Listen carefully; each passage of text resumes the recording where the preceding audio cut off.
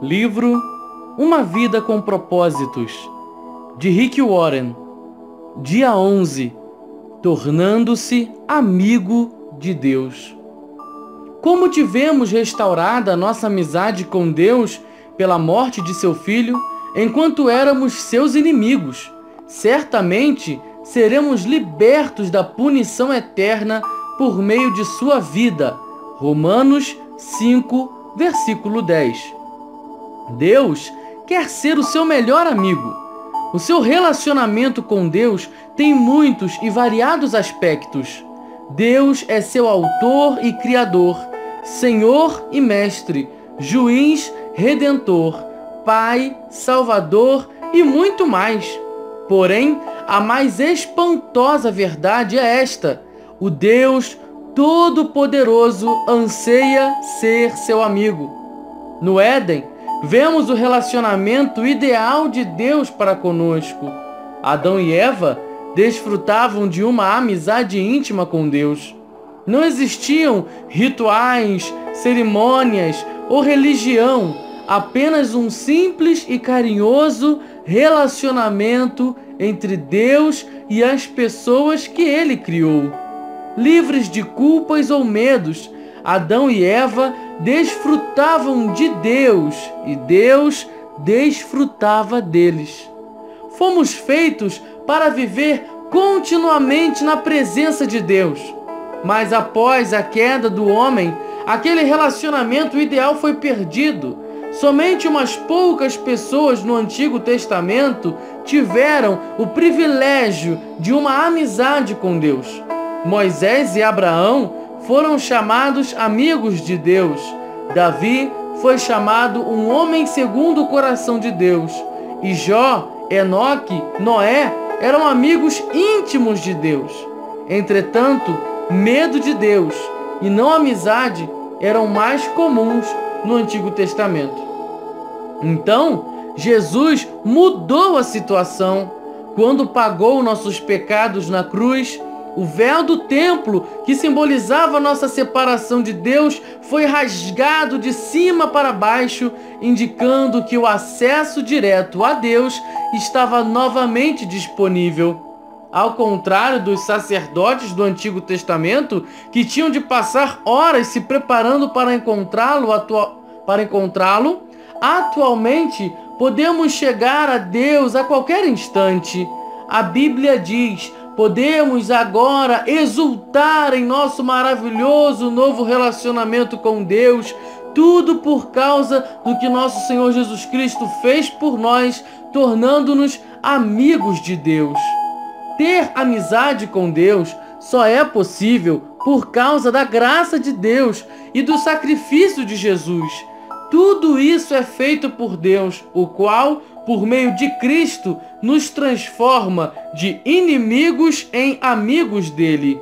Um antigo hino diz: quão bondoso amigo é Cristo!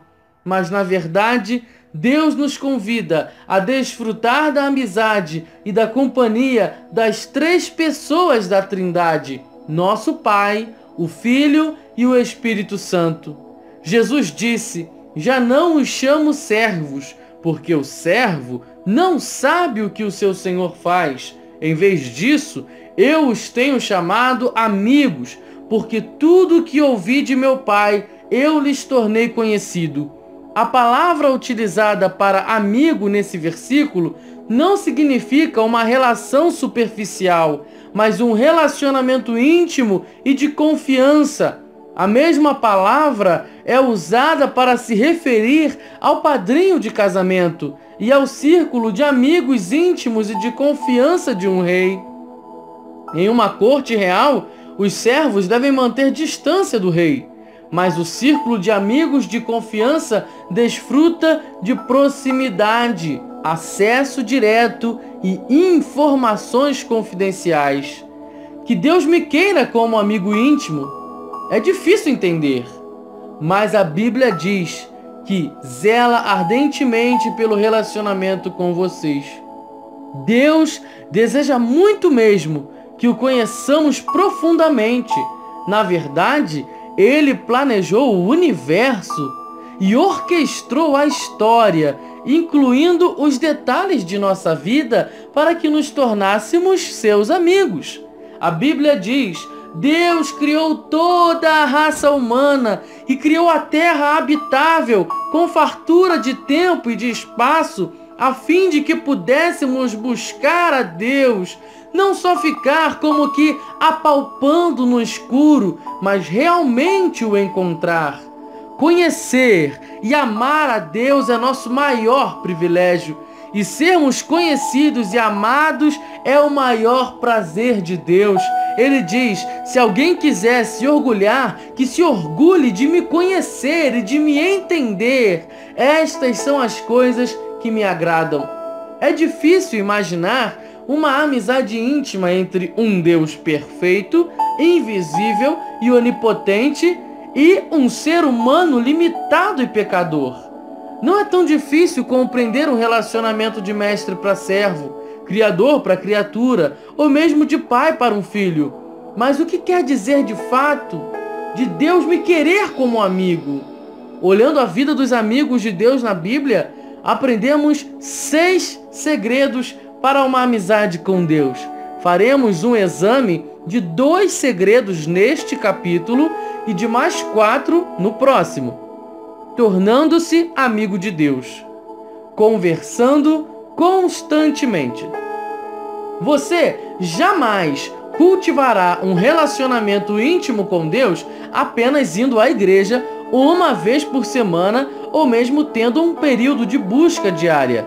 Uma amizade com Deus é construída ao partilharmos com Ele todas as nossas experiências. É lógico que é importante estabelecer o hábito de um momento diário consagrado a Deus, mas Ele quer mais que um compromisso na sua agenda. Ele quer ser incluído em todas as atividades, todas as conversas, todos os problemas e até mesmo em todos os pensamentos. Você pode manter uma conversa contínua e ilimitada com Ele ao longo do dia, conversando sobre o que quer que você esteja fazendo ou pensando no momento. Orem continuamente. Significa conversar com Deus enquanto faço compras, trabalho ou realizo qualquer outra tarefa diária. Um conceito errôneo, bastante comum, é de que passar seu tempo com Deus significa estar sozinho com Ele. É claro que, como no exemplo dado por Jesus, você precisa de um tempo a sós com Deus, mas isso se refere somente a uma parte do período que você passa acordado. Tudo que você faz pode ser passar seu tempo com Deus, se Ele for convidado para tomar parte e você estiver consciente de sua presença. Um livro clássico sobre como desenvolver uma constante conversa com Deus se chama A Prática da Presença de Deus. Ele foi escrito no século XVII pelo irmão Lourenço, humilde cozinheiro de um monastério francês. O irmão Lourenço era capaz de tornar as mais banais e insignificantes tarefas, como preparar refeições e lavar pratos, em atos de louvor e comunhão com Deus. A chave para uma amizade com Deus, ele dizia, não é mudar o que você faz, mas mudar a sua atitude em relação ao que faz. Ou seja, o que você normalmente faz por si mesmo, comece a fazer por Deus. Comer, tomar banho, trabalhar, relaxar ou jogar o lixo fora. Hoje em dia, frequentemente sentimos que precisamos escapar de nossa rotina para adorar a Deus, mas isso somente porque não aprendemos a praticar sua presença durante todo o tempo. O irmão Lourenço achava fácil adorar a Deus nas tarefas comuns da vida. Ele não precisava participar de retiros espirituais especiais. Isso é o ideal para Deus. No Éden, a adoração não era um evento onde se comparecia, mas uma atitude permanente. Adão e Eva estavam em constante comunhão com Deus. Como Deus está com você durante todo o tempo, nenhum outro lugar é mais próximo dele do que o lugar onde você está neste exato momento. A Bíblia diz, Ele comanda todas as coisas, está em todos os lugares e em todas as coisas. Outra das providenciais ideias do irmão Lourenço era fazer continuamente orações curtas e informais ao longo do dia, em vez de tentar realizar longas sessões de orações complexas. Para manter o foco e neutralizar divagações, ele dizia: não aconselho a usar uma grande variedade de palavras na oração, visto que longos discursos são frequentemente motivados para devaneios. Em uma época em que há falta de concentração, essa sugestão com 450 anos de idade para manter a simplicidade parece especialmente importante. A Bíblia nos diz: orem continuamente. Como isso é possível? Uma forma é utilizar orações de um fôlego ao longo do dia, como muitos cristãos têm feito durante séculos. Você escolhe uma frase curta que pode ser repetida para Jesus em uma respiração. Tu estás comigo. Eu recebo a tua graça. Eu dependo de ti. Eu quero conhecer-te. Eu pertenço a ti. Ajuda-me a confiar em ti. Você também pode usar uma frase curta da Bíblia. Para que eu viva em Cristo. Jamais me deixarás. Tu és o meu Deus. Faça essas orações com a maior frequência possível, de modo que fiquem profundamente enraizadas no seu coração.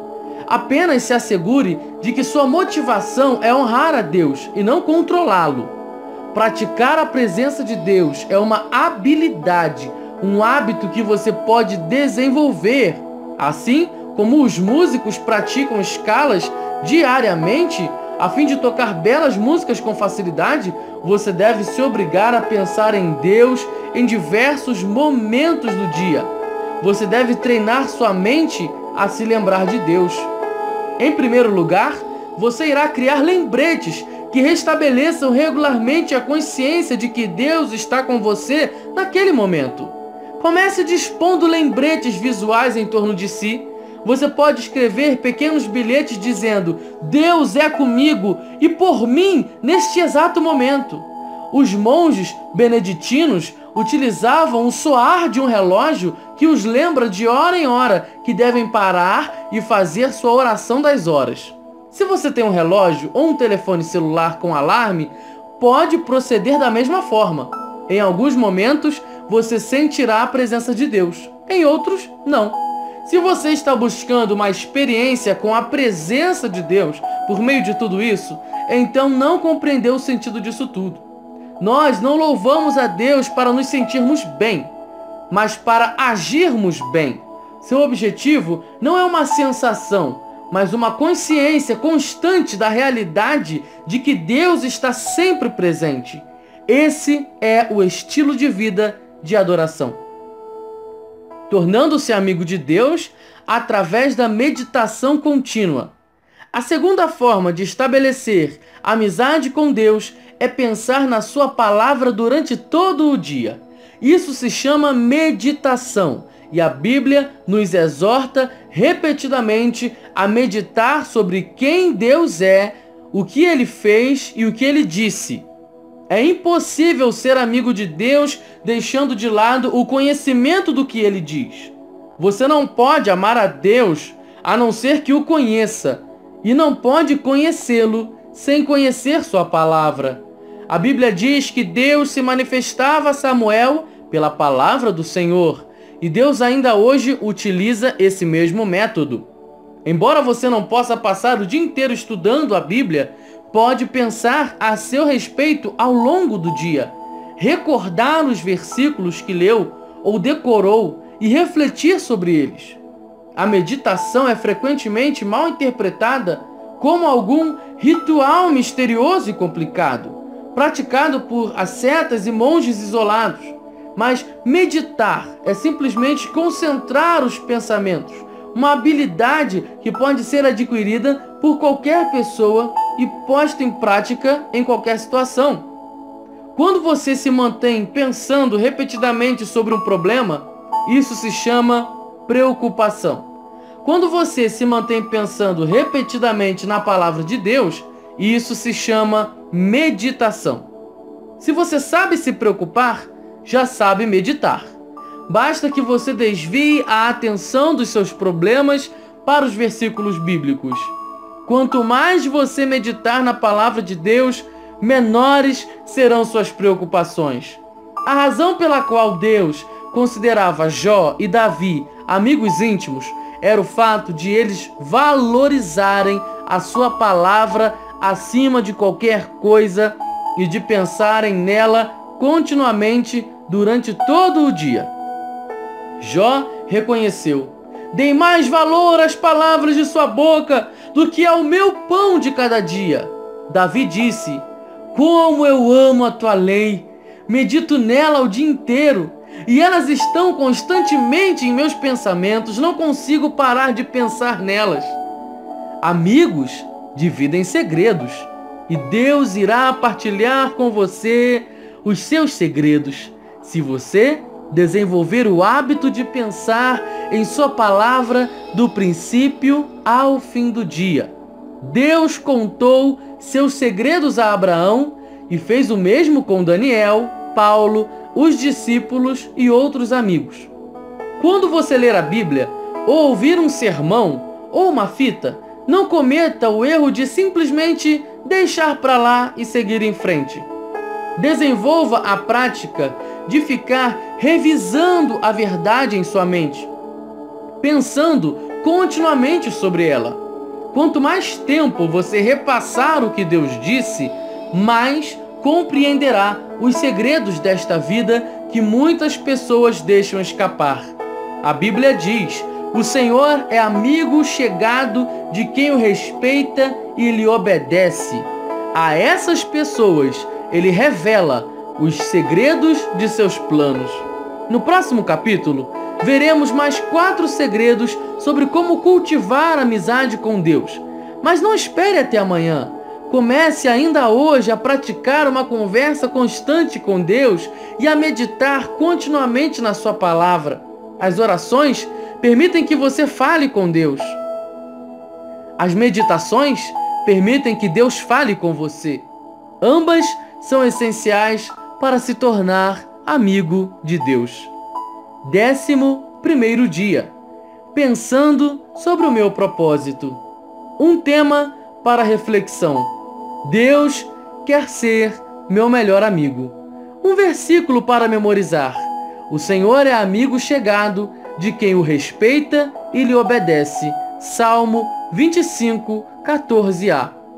Uma pergunta para meditar. O que posso fazer para me lembrar de pensar mais sobre Deus e falar com Ele mais frequentemente ao longo do dia? Voz, Daniel Moura de Paula.